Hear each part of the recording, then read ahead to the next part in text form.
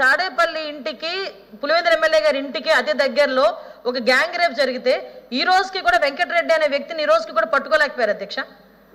దిశ police station ఎదురుగా దిశ police station opening రోజే sir చెప్పాలి సార్, ఎందుకంటే జరగకుండా చూడండి సార్. సార్ పట్టుకోవడం కాదు, జరగకుండా చూడండి సార్. నేను చెప్పేది లాస్ట్ చెప్తున్నాను సార్, జరగకుండా చూడండి సార్. జరగకుండా పట్టుకున్నామంటే అలా జరుగుతా ఉంటే పట్టుకుంటే కాదు కదా. మీరు అన్నది కరెక్ట్, జరగకుండా చూడండి. మీరు అన్నది కరెక్టే అధ్యక్ష. ఇప్పుడు విషయం ఏంటంటే ఒక నిమిషం సార్, పట్టుకోకుండా చూడటానికి పోలీసులు బలోపేతం చూడటం కాదు, అదే పట్టుకోకుండా చూడటం కాదు, జరగకుండా చూడడానికి పోలీసులు బలోపేతం చేయాలి సార్. పోలీసులు బలోపేతం చేయడానికి ఈరోజు పరిస్థితి వ్యవస్థలు ఎలా ఉన్నాయి సార్? ఈరోజు పోలీసులకి కనీసం మినిమం ఫెసిలిటీస్ అయినా మనం 5 సంవత్సరాలు ఇవ్వగలిగారా? ఏ రకంగా పట్టుకుంటారు సార్ పోలీసులు మాత్రం? ఈరోజు ఇప్పుడు విషయం ఏంటంటే ఎందుకు ఈ విషయాలని చెప్తాను అధ్యక్ష. మాట్లాడితే రాష్ట్ర ప్రదేశం దెబ్బతీయడానికి, రాష్ట్రంలో ఎక్కడ ధర్నా పెట్టకుండా ఏకంగా ఢిల్లీలో కూర్చొని తప్పుడు సమాచారం అక్కడున్న వాళ్ళ మీడియాకి, అక్కడున్న పెద్దలకి, ఢిల్లీ పెద్దలకి ఇవ్వటానికి ఈ ప్రయత్నం అంతా మానుకోవాలి. ఏదైనా ఉంటే చర్చకి రండి. మళ్ళీ చెప్తున్నా, ఇక్కడున్న ఎమ్మెల్సీలను కూడా మళ్ళీ అడుగుతున్నా, మళ్ళీ రండి ఒకసారి, వచ్చిన తర్వాత చర్చకి రండి. డెఫినెట్గా మేము వాళ్ళతో చర్చకి కూర్చుంటాం, వాస్తవాలను ప్రజలకు తెలియజెప్దామని మీ ద్వారా తెలియజెప్పుకుంటున్నాను అధ్యక్ష. బాబు దాటవేశారు అధ్యక్ష. మా సభ్యుడు ట్రెండింగ్ న్యూస్ అయినటువంటి NRI Madan Mohan print and లేదు చాలా జరుగుతాయి అన్ని ఇక్కడ సభలో కాదు, సభకు సంబంధించినట్టు నాయుడు గారు నన్న దానికి ఎందుకు చెప్తారు? ఇప్పుడు ఒక విషయం అండి, అది దానికి సంబంధం లేదండి, సభకు సంబంధం లేని విషయం అది. ఎందుకంటే సాక్షాత్ ఎంపీ ఈ సభకు సంబంధం లేని విషయం. బయట కంప్లైంట్ ఇచ్చుకోమనంటే పోలీసు ఎంక్వైరీ చేస్తారు తప్ప ఆ ఇష్యూకి ఏమైనా సభకు సంబంధం లేదు.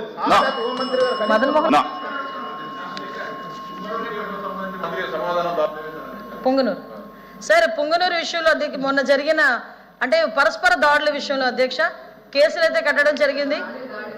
యాక్చువల్గా ఏంటంటే వాళ్ళే దాడి చేసి తిరిగి టీడీపీ వాళ్ళే దాడి చేశారన్నట్టు ఒక క్రియేషన్ అయితే జరిగింది అధ్యక్ష. వాట్ ఎవర్ ఇట్ మేబీ ఇరు వర్గాల వాళ్ళు కూడా దెబ్బలు తిన్నారు, ఇరు వర్గాల మీద కూడా కేసులు కట్టడం జరిగింది అధ్యక్ష. ఇందాక సభలో మన చెప్పినట్టు పాపం విజయసాయిరెడ్డికి మన శాంతి లేదు, శాంతికి భద్రత లేకుండా అయిపోయింది అధ్యక్ష మొన్నటి వరకు. అది వేరే విషయం. బట్ అధ్యక్ష సభకు సంబంధమైన వ్యక్తుల గురించి మీరు కామెంట్ చేయడం కరెక్ట్ కదా సార్. క్వశ్చన్ వచ్చింది సార్, సంబంధం లేని విషయం. ఈ సభకు సంబంధం నా దగ్గరికి వచ్చాడు సార్, మేడం అది రికార్డుని తీయండి. అది question number 13478 minister for home.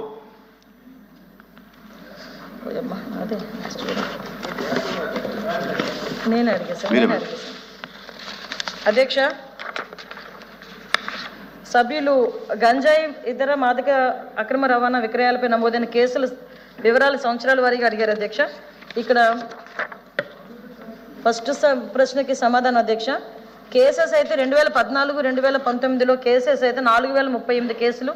Quantity of ganja 3,64,082 kgs అధ్యక్ష. అదేవిధంగా హాషిష్ ఆయిల్ అయితే లేదు అధ్యక్ష 2014 నుంచి 19 వరకు. కానీ 2019 నుంచి 24 వరకు చూసుకుంటే అధ్యక్ష కేసెస్ 8,517 కేసెస్ నమోదైన అధ్యక్ష. అంటే ఇంచుమించుగా 2014-19 నుంచి 2019-24 పోల్చుకుంటే అధ్యక్ష డబుల్ అయినాయి అధ్యక్ష. అదేవిధంగా క్వాంటిటీ ఆఫ్ గాంజా కూడా పట్టుకోవడం కూడా 6,24,274 కేసులు పట్టుకోవడం జరిగింది అధ్యక్ష.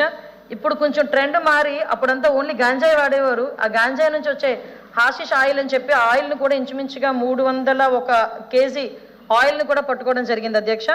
అదేవిధంగా అధ్యక్ష డ్రగ్స్కి సంబంధించి 2014-19లో 108 కేసులు నమోదు చేయడం జరిగింది.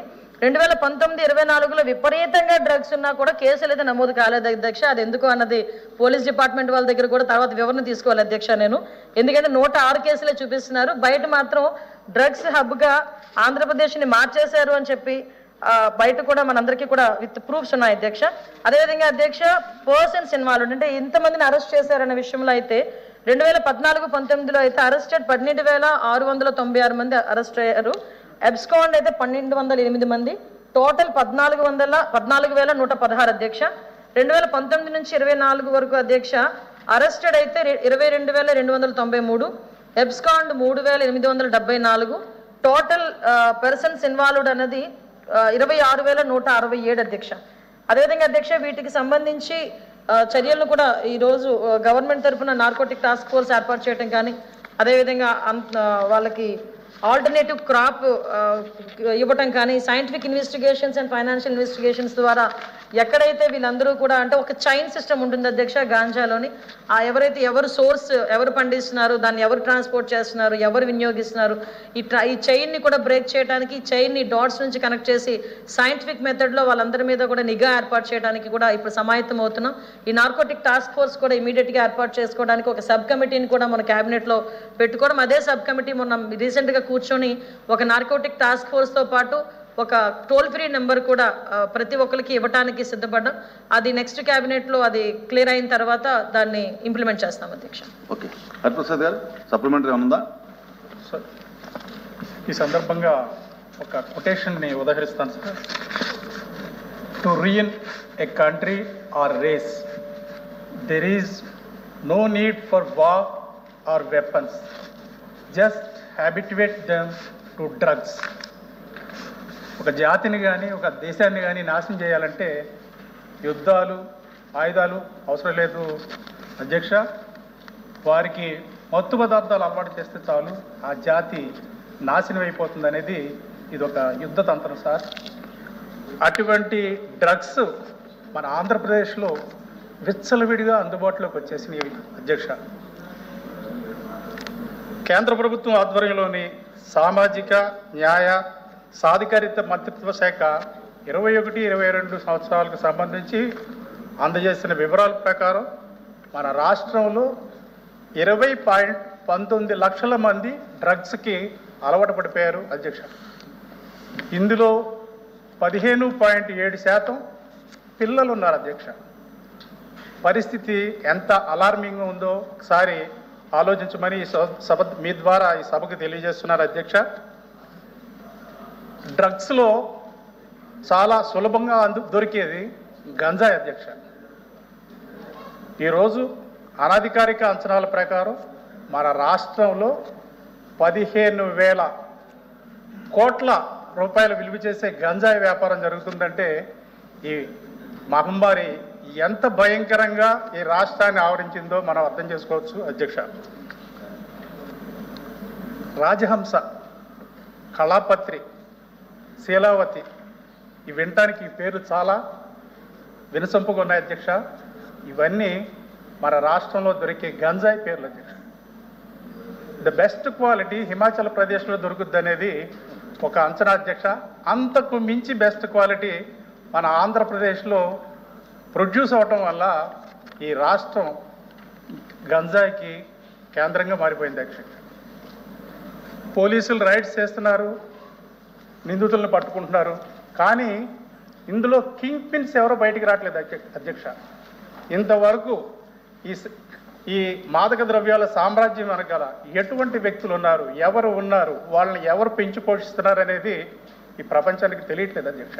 ముఖ్యంగా ఈ విషయాల మీద ప్రభుత్వం దృష్టి సారించాలని, ఈ కింగ్ పిన్స్ పట్టుకోవాలని, అదేవిధంగా డీ అడిక్షన్ కేంద్రాలు మన రాష్ట్రంలో ఈ మత్తు పదార్థాలకు అలవాటైన వారిని ఆ మహమ్మారి నుంచి దూరం చేయడానికి డీ అడిక్షన్ సెంటర్లు కూడా పెట్టాలని మీ ద్వారా ఈ ప్రభుత్వానికి విజ్ఞప్తి చేస్తున్నారండి. అనురాధ్ గారు.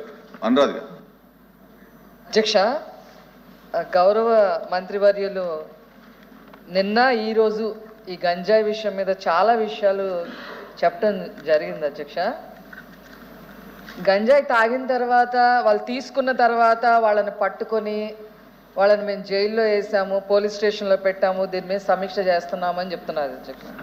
అసలు అలా కాకుండా దీని మూలాలు ఎక్కడి నుంచి వస్తున్నాయి? ఎందుకంటే అధ్యక్ష, గత ప్రభుత్వం వైసీపీ ప్రభుత్వంలో హయాంలో కర్ణాటకలో గంజాయి దొరికినా ఇది ఆంధ్రప్రదేశ్ నుంచి వచ్చిందని చెప్పేవాళ్ళు. ఎవరు? సాక్షాత్తు డిఐజీ లెవెల్లో ఉన్న పోలీసు వాళ్ళు చెప్పేవాళ్ళు. ఢిల్లీలో గంజాయి దొరికినా ఇది ఆంధ్రప్రదేశ్ నుంచే వచ్చిందని చెప్పేవాళ్ళు. మహారాష్ట్రలో దొరికినా ఇది ఆంధ్ర నుంచే వచ్చింది అని చెప్పేవాళ్ళు.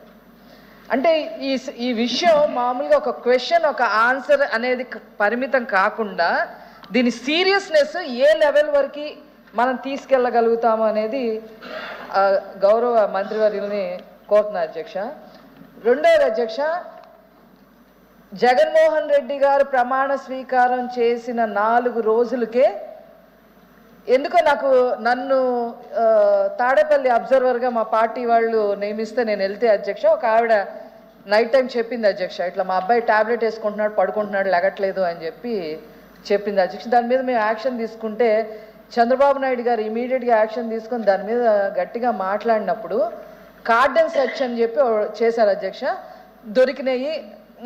కాసేపు ఆ ఒక్క రోజుకి ఏదో స్టేట్మెంట్ ఇచ్చారు, అయిపోయింది అధ్యక్ష. అట్లా ఇప్పుడు సీరియస్గా మెయిన్గా గంజాయి ఎక్కడైతే మొలుస్తుందో అక్కడ ఆ తర్వాత కార్డన్ సర్చ్ అనేది ఏమన్నా చేయడానికి చర్యలు తీసుకుంటున్నారా అనేది ఒకటి అధ్యక్ష. రెండవది అధ్యక్ష, నాకు ఈ మా రిలేటివ్స్లో ఈ పిల్లలు చెప్పారు అధ్యక్ష, ఇంటర్మీడియట్ డిగ్రీ చదివేవాళ్ళు,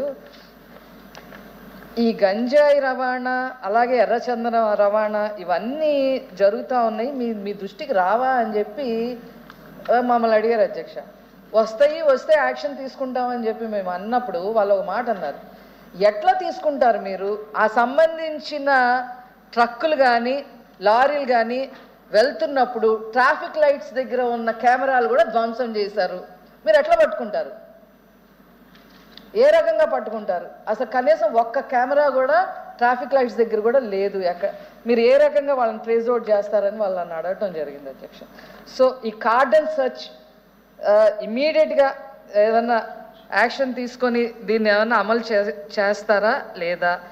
అలాగే ఈ ట్రాఫిక్ లైట్స్ దగ్గర కెమెరా ఏదన్నా ఒక లారీనో ట్రక్నో పట్టుకోవాలంటే మినిమం ఫుటేజ్ మనకి ఉండాలి కదా, అది ఒకటి చర్యలు తీసుకోవాలని చెప్తున్నా అధ్యక్ష. తర్వాత మీరు ఏదైనా కమిటీ వేసేటప్పుడు అధ్యక్ష, ఈ గంజాయికి సంబంధించిన కమిటీలు ఏదైనా వేసినప్పుడు ఖచ్చితంగా సంబంధిత ఎమ్మెల్యేని కూడా కన్సిడరేషన్లో తీసుకుంటే వాళ్ళ దగ్గర వచ్చిన కంప్లైంట్స్ కానీ వాళ్ళ దగ్గరికి ఒక అవగాహన ఉంటుంది అధ్యక్ష.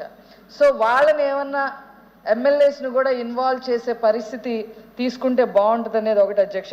రెండోది అధ్యక్ష, just I want to say అధ్యక్ష, నాకు తెలిసిన సమాచారం కాన్స్టెంట్గా ఎక్కడ గంజా అమ్మరు అధ్యక్ష. ఐస్ బళ్ళ దగ్గర లేదా సమోసాలు అమ్మేవాడి దగ్గర లేకపోతే బడ్డీ కొట్టుల దగ్గర అట్లా నడుస్తుంది అధ్యక్ష. సో అట్లాగా అవి కూడా ట్రేస్ అవుట్ చేసి వాళ్ళని వీలైతే భయభ్రాంతులు చేసి పోలీస్ వ్యవస్థ ద్వారా అవి ఇరాడికేట్ చేసేయడానికి ఏదైనా ప్లాన్ ఏదన్నా చేయగలుగుతారా? థ్యాంక్ యూ అధ్యక్ష. చిరంజీవి గారు.